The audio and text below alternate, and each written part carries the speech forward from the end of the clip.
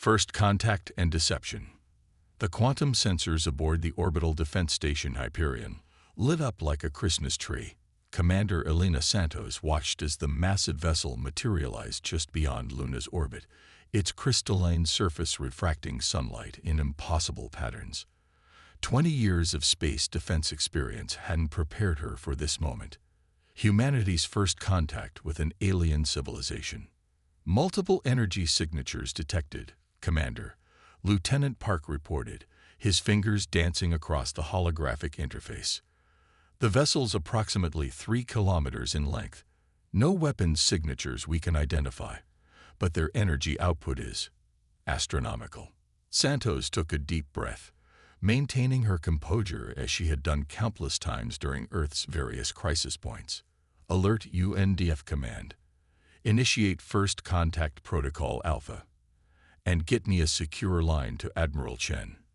The alien vessel, soon identified as belonging to the Meridian Collective, brought promises of peace and technological advancement.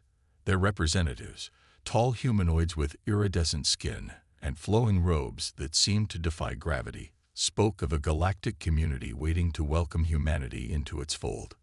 Your species shows remarkable potential, Ambassador Lyra of the Meridians declared during the first official meeting at the United Nations. We offer you clean energy technology, medical advances beyond your current understanding, and faster-than-light travel capabilities. But something about their generosity set off alarm bells in Santos' mind. She had spent years analyzing potential first contact scenarios, and this felt too perfect, too carefully choreographed. Her concerns found a sympathetic ear in Admiral Jessica Chen, head of Earth's Defense Force. They're offering solutions to all our problems, Santos explained during a secure briefing. Climate crisis, energy shortage, disease, everything we're struggling with. But they're not asking for anything in return. That's not how any civilization operates. Chen nodded, her weathered face grave. Agreed. And our new quantum detection grid is picking up some interesting readings at the edge of the solar system. Temporal distortions that match the Meridian ship's signature, but much larger in scale. What followed was the greatest covert operation in human history. While Earth's politicians negotiated with the Meridians, the United Nations Defense Force quietly prepared for war. New defense platforms were constructed under the guise of civilian stations. The massive shipyards beneath Mars' surface accelerated production of humanity's first true battle fleet. Most importantly, human scientists worked tirelessly to understand and counter Meridian technology. 6 months into the negotiations, Santos received the confirmation she had been dreading. The quantum grid detected a massive fleet gathering just beyond Pluto's orbit, cloaked from conventional sensors. The Meridians were positioning an invasion force while their diplomats kept Earth distracted with promises of technological salvation. They think we're primitive, Chen said during an emergency meeting of Earth's military command. They expect us to be defenseless when they drop their facade. But humanity has never been good at meeting expectations. Santos stood at her station aboard the Hyperion, watching as the Meridian ambassador's ship approached Earth once again. This time, however, she wasn't worried. Humanity had spent centuries preparing for threats both terrestrial and cosmic. They had survived world wars, climate catastrophes, and their own destructive tendencies. They had learned, adapted, and grown stronger. Ambassador Lyra is requesting permission to dock, Lieutenant Park announced. Santos allowed herself a small smile. Permission granted. And Lieutenant, activate Project Phoenix. It's time to show our friends that humanity isn't as helpless as they think. The game of deception was about to end, but not in the way the Meridians had planned. They had chosen Earth as an easy target, a primitive civilization to be conquered through guile and overwhelming force. Instead, they were about to learn why humanity had survived every catastrophe that had ever threatened their existence. The real war was about to begin, and humanity was ready to show the galaxy why you should never underestimate the species that had clawed its way up from the mud to reach the stars. The Hidden Blade. Deep beneath the Martian surface, in a facility known only as the Forge, Dr. Maya Patel watched as her team conducted the final tests on humanity's newest weapon. The massive underground complex hummed with energy as quantum processors calculated probabilities and adjusted shield frequencies in real time. Phase shift successful, her assistant reported, eyes fixed on the streaming data. The prototype is maintaining quantum coherence at 99.8% efficiency. Patel allowed herself a moment of pride. Project Phoenix had seemed impossible when they first conceived it, a defense system that could predict and counter any weapons technology the Meridians might possess. But impossible had never stopped humanity before. Admiral Chen's hologram materialized in the test chamber, her expression grim. "Doctor, the Meridians are accelerating their timeline. Our deep space arrays have detected their fleet beginning to move. How close are we?" "The core technology is ready," Paddle responded, pulling up a detailed schematic. "We've managed to reverse engineer their quantum shielding technology and improve upon it. But there's more." She gestured, and a new hologram appeared, a complex network of interconnected energy patterns. "We've discovered something in their communications that they don't want us to know about." The Meridian's technology relied on quantum entanglement for faster-than-light communication. What they hadn't realized was the human scientists had already been experimenting with similar principles. Dr. Patel's team had found a way to not just intercept their transmissions but to predict them. Meanwhile, Commander Santos was overseeing the final preparations aboard the Hyperion. The station's innocent-looking exterior concealed a revolutionary weapons system, one that could turn the Meridian's own technology against them. "Status report on the civilian evacuation protocols," Santos asked, reviewing the latest intelligence reports. Lieutenant Park brought up a global map dotted with green indicators. "Underground shelters are fully stocked and ready. The public still thinks they're part of the new climate protection initiative. Emergency response teams are on standby, and our quantum communication network is independent of all conventional systems." Humanity had learned from its own history, from the times they had been caught unprepared by disaster. This time, they wouldn't be caught off guard. In shipyards hidden throughout the solar system, Earth's battle fleet grew stronger each day. The vessels appeared primitive by Meridian standards, but appearances were deceiving. Each ship carried Dr. Patel's quantum prediction engines, capable of analyzing and countering enemy weapon signatures before they could even fire. "We've intercepted new communications from their fleet," Admiral Chen reported during a secure briefing. "They're planning to strike within the week. Their analysis shows they expect minimal resistance." Santos studied the tactical projections. "They still think their fleet is undetected. How many ships are we tracking now?" "Over 300 capital ships," Chen replied. "But thanks to Dr. Patel's breakthroughs, we know their weaknesses. Their quantum communication network is their strength, but it's also their vulnerability. When they attack, they'll be linked into a single quantum network for coordinated strikes, making them predictable," Santos finished, "and their entire fleet vulnerable to our countermeasures." In the final days before the Meridians revealed their true intentions, humanity's preparations reached their peak. Civilian defense drills were conducted under the guise of climate emergency protocols. Military personnel were quietly moved into position. The quantum prediction engines were synchronized across Earth's entire defense network. Dr. Paddle stood in the Forge's main control center, watching as the final simulations ran. The quantum engines hummed with power, each one linked to every defense platform and warship in the solar system. They had taken the Meridian's own technological principles and pushed them further than the aliens had ever imagined possible. "They think we're primitive," she said to her team. "They look at our visible technology and see a species barely capable of interplanetary travel. They don't understand that humanity's greatest strength isn't our technology. It's our ability to adapt, to take what we learn from others and transform it into something new." The quantum displays showed the Meridian fleet, still hiding beyond Pluto's orbit, preparing for what they thought would be an easy conquest. They had no idea that their every move was being predicted and countered before they even made it. Final system check complete, her assistant reported. Project Phoenix is fully operational. Patel nodded, sending the confirmation to Admiral Chen and Commander Santos. Humanity was ready. The Meridians thought they were springing a trap on an unsuspecting primitive species. Instead, they were about to learn that humanity had turned their entire invasion plan into a trap of their own making. Turning the tide. The Meridian attack began at dawn.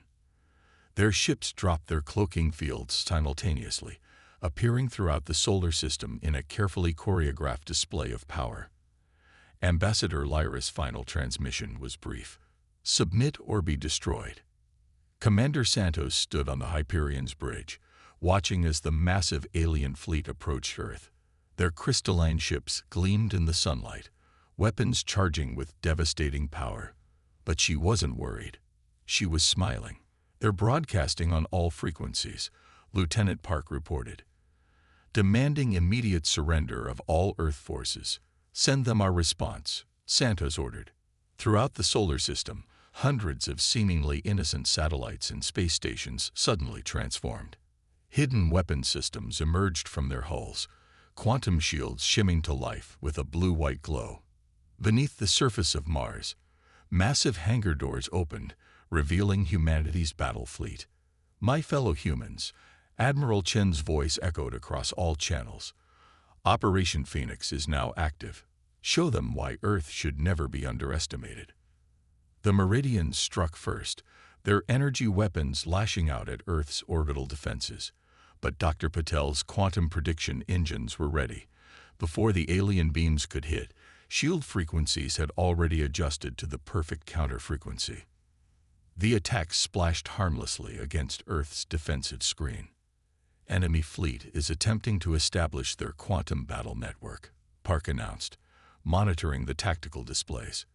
"They're synchronizing for a coordinated assault." Santos nodded. "Just as we predicted. Dr. Patel, you're up." In the forge, Patel and her team activated their countermeasures. The quantum engines spun up to full power, reaching into the very fabric of space-time. They had spent months studying the Meridian's quantum communication network, understanding its principles, and finding its weaknesses. "Quantum intrusion successful," Patel reported. "Their network is compromised." Initiating protocol shatterpoint. The effect was immediate and devastating. The Meridian fleet's perfect coordination suddenly became their greatest weakness. False targeting data flooded their network. Ships fired at phantom enemies or friendly vessels. Their carefully planned assault dissolved into chaos. Admiral Chen directed the counterattack from her flagship, the UES Prometheus. Earth's fleet emerged from hiding, their ships appearing primitive but harboring technology that had evolved far beyond what the Meridians had shared. Each vessel carried a quantum prediction engine, allowing them to anticipate and counter every enemy move. Multiple Meridian capital ships disabled, Park reported, his voice tight with excitement. "Their quantum network is completely compromised. They're trying to revert to conventional communications, but their fleet formations are broken." The battle raged across the solar system. Meridian ships, their superior technology rendered useless by humanity's countermeasures, found themselves outmaneuvered and outfought. Earth's forces struck with precision, disabling rather than destroying when possible. This wasn't just about victory. It was about sending a message. "Admiral," Santos called out, "their flagship is attempting to retreat. Ambassador Lyra's vessel is with them." Chen's response was immediate. "Not this time. Dr. Patel, initiate quantum lockdown." The retreating Meridian ships suddenly found themselves trapped, their quantum drives unable to generate the fields necessary for faster-than-light travel. They were caught in humanity's web, their own technology turned against them. "This is Admiral Chen to the Meridian command vessel," her voice carried across all frequencies. "Your invasion has failed. Your fleet is disabled. But unlike you, we don't destroy those we can defeat. Stand down, and we can discuss terms." Hours later, as the last Meridian ships surrendered, Santos stood with Chen and Patel in the Hyperion's command center, watching the cleanup begin. Earth ships were already moving to secure disabled alien vessels, while rescue operations saved stranded Meridian crews. "They never understood us," Paddle said, studying the battlefield data. "They saw our visible technology and assumed we were primitive. They never considered that we might have surpassed them in secret." Chen nodded. "Humanity's greatest strength has always been our ability to learn from our adversaries. Every time they shared their technology, thinking they were grooming us for conquest, we were analyzing it, improving it, preparing to turn it against them." "And now?" Santos asked, looking at the captured Meridian flagship. "Now," Chen replied, "we show them that humanity doesn't seek revenge or domination. We'll offer them the same thing they pretended to offer us: genuine cooperation and exchange. But this time, as equals." The battle was over, but its implications would echo across the galaxy. Humanity had not just defeated a superior force, they had done it while maintaining their principles. They had turned an attempted conquest into an opportunity for genuine peaceful contact.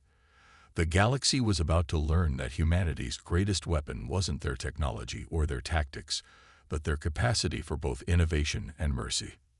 The Alliance. News of Earth's victory spread across the galaxy like a shockwave. The quantum communication networks, once dominated by Meridian propaganda, now carried a different message. A supposedly primitive species had not only resisted the Meridian Collective, but defeated them utterly. 3 months after the battle, Commander Santos found herself aboard the Hyperion again, but this time facing a very different first contact scenario. The ship that approached Earth wasn't the crystalline construct of Meridian design, but something organic, almost alive. A vessel of the Zylthar Confederation. "They're requesting permission to dock," Lieutenant Park reported. "Their credentials matched the diplomatic codes we received from the Centauri outpost." Santos nodded. After the Meridian defeat, other alien civilizations had begun reaching out to Earth. Some, like the Zylthar, had suffered under Meridian expansion. Others were independent powers curious about the species that had accomplished the impossible. Admiral Chen's hologram materialized on the bridge.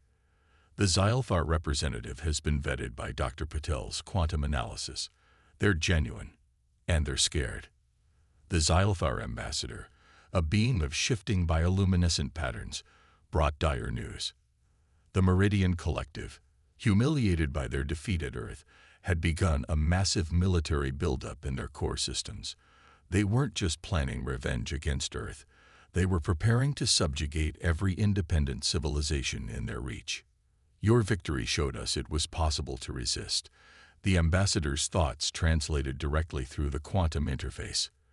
"But we lack your technological advancement. We seek an alliance, not as subjects, but as equals." In the Forge, Dr. Patel worked with Zylthar scientists, finding their organic technology complemented Earth's quantum innovations in unexpected ways. "Their bioengineering is centuries ahead of ours," she reported during a strategic meeting. "Combined with our quantum prediction engines, we could create defenses the Meridians couldn't possibly anticipate." More species came forward. The crystalline Nexus Collective, the energy-based Auroran Confluence, the silicon-based lithoids. Each brought their own technological and strategic advantages. Each had suffered from Meridian expansion. And each saw in humanity not just an ally, but a leader who had proven they could win without becoming conquerors themselves. The Meridians' greatest mistake, Chen observed during a council meeting with the new allies, was assuming that technological advancement meant cultural superiority. They never understood that true strength comes from diversity, from combining different perspectives and approaches. The Alliance, as it came to be known, grew rapidly. Earth became a hub of technological and cultural exchange. Zylthar organic computers merged with quantum prediction engines. Nexus collective crystal matrices enhanced communication networks. Auroran energy manipulation techniques revolutionized power systems. But it wasn't just about technology. Humanity's approach to the Alliance, emphasizing cooperation and mutual respect rather than dominance, created something unprecedented in the galaxy. a true federation of equals. The Meridians are mobilizing, Santos reported, studying intelligence from deep space quantum sensors. Their fleet is twice the size of what they brought to Earth. They're not just coming for revenge. They're coming to crush any hope of resistance. Let them come, Chen replied, surveying the combined Alliance fleet conducting exercises near Jupiter. Organic Xylthar ships flowed in perfect formation with Earth vessels. Crystalline Nexus cruisers synchronized their shield matrices with Auroran energy projectors. It was a display of unity that would have been impossible months ago. Dr. Patel's voice came through the quantum network, excitement evident in her tone. The integrated defense system just passed its final tests. The combination of Xylthar organic prediction matrices and our quantum engines has created something entirely new. We can track their fleet movements across half the galaxy. In her quarters aboard the Hyperion, Santos reviewed the latest intelligence reports. The Meridians had expected their defeat at Earth to be a temporary setback. Instead, it had become the catalyst for their worst nightmare. A united opposition that combined the best aspects of a dozen different species. They still don't understand, she said to Admiral Chen during their daily briefing. They see all these different species, all these different technologies and approaches, and think it makes us weaker. They can't grasp that our differences make us stronger. Chen smiled. That's always been humanity's gift, the ability to learn from and work with others without losing ourselves. We don't need to dominate to be strong. We just need to cooperate. The Alliance fleet grew stronger each day as more species joined, each bringing their own unique contributions. The upcoming battle wouldn't just be about defeating the Meridians. It would be about showing the galaxy a better way forward. A way where advancement didn't mean conquest, where diversity was strength, and where even former enemies could work together for a better future. Empires fall. The Meridian Armada darkened the space around Proxima Centauri. Thousands of warships gathered for what they intended to be a decisive strike against the Alliance. Their fleet dwarfed the force that had attacked Earth, their weapons upgraded, their tactics adjusted. They had learned from their defeat, but they had learned the wrong lessons. Commander Santos stood on the bridge of the UES Hyperion, now a full-fledged battleship rather than a station. The tactical display showed the combined Alliance fleet. Earth vessels with their quantum prediction engines, organic Xylthar ships pulsing with bioluminescent power, crystalline Nexus dreadnoughts channeling energy through their matrix cores, and dozens of other species craft, each bringing their own unique strengths to the battle. Meridian fleet is moving into attack formation, Lieutenant Park reported. They're deploying some kind of new quantum disruption field. Let them try. Dr. Patel's voice came through the command network. She was coordinating the Alliance's technical response from a joint command center on Mars. Our hybrid systems aren't just human technology anymore. They can't disrupt what they don't understand. Admiral Chen's hologram appeared on all Alliance ships simultaneously. This is the moment we've prepared for. The Meridians believe that superior technology and overwhelming force are all that matter. Today, we prove them wrong. Today, we show them that true strength comes from unity, from combining our different perspectives and abilities. Execute Operation Stormbreak. The battle began with a Meridian barrage that would have annihilated their previous invasion force. But the Alliance fleet was ready. Xylthar organic shields adapted instantly to the attack patterns. Nexus crystal matrices redirected the energy into Auroran power systems. Earth's quantum prediction engines coordinated it all, turning the Meridian's own attack power against them. Their disruption field is failing, Santos reported, watching the tactical displays. Phase 2 is ready. The Alliance counterattack was unlike anything the galaxy had ever seen. Earth ships launched quantum-guided strikes, while Xylthar vessels flowed through space in impossible patterns. Nexus cruisers channeled energy through crystalline arrays, while Auroran ships became living weapons of pure energy. It wasn't just different species fighting together. It was different technologies and strategies working in perfect harmony. In the Forge, Dr. Patel monitored the quantum networks as they processed data from a dozen different species' sensor systems. The Meridians are trying to adapt, but they can't match our rate of innovation. Every time they counter one of our systems, 3 more they've never seen before hit them from different angles. The Meridian fleet's rigid command structure began to crack under the pressure of fighting an enemy that seemed to have an answer for everything. Their attempts to coordinate were met with confusion as Alliance quantum systems predicted and disrupted their communications. Their standardized tactics failed against an enemy that fought in a dozen different ways simultaneously. Their flagship is breaking formation, Park announced.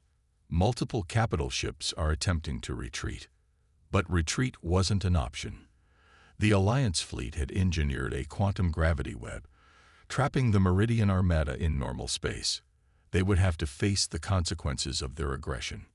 All Alliance vessels, Chen's voice carried across the network, execute final phase. Remember, we disable, not destroy. We're here to end an empire, not become one. The combined fleet moved with perfect coordination. Earth vessels targeted command and control systems with surgical precision. Xylthar ships wrapped organic tendrils around Meridian engines, shutting them down. Nexus crystals resonated at frequencies that disrupted Meridian power cores. One by one, the mighty warships of the collective fell silent. Hours later, Santos stood with Chen and Paddle as they accepted the formal surrender of the Meridian High Command. The once proud ambassadors faced representatives from every Alliance species, races they had once dismissed as primitive or inferior. Your empire is ended, Chen declared, but your people are not our enemies. Join the Alliance as equals and help us build something better than conquest. The aftermath of the battle brought changes that reshaped the galaxy. The Meridian Collective transformed from an empire into a federation of independent worlds. The Alliance expanded, not through conquest, but through cooperation, creating a new era of peace and technological advancement. They never understood what made humanity special, Santos reflected, watching Alliance ships of all designs working together to help rebuild damaged Meridian worlds. They thought we were weak because we embraced differences, because we were willing to learn from others, because we valued cooperation over domination. They didn't realize that those very traits made us stronger than they could imagine. The story of humanity's rise from a single world to the architects of a galactic alliance became legend. Not because they had the most advanced technology, or the largest fleet, or the most powerful weapons. They had something far more important: the ability to bring people together, to learn from everyone they met, to turn enemies into allies, and to prove that the greatest power in the universe wasn't force or technology, but the ability to unite diverse peoples in a common cause. The galaxy had challenged Earth's fleet, and in response, humanity had given the galaxy something it had never seen before: a future where strength came from unity, where advancement meant lifting others up rather than pushing them down, and where the combined power of many different peoples working together proved greater than any empire could ever be.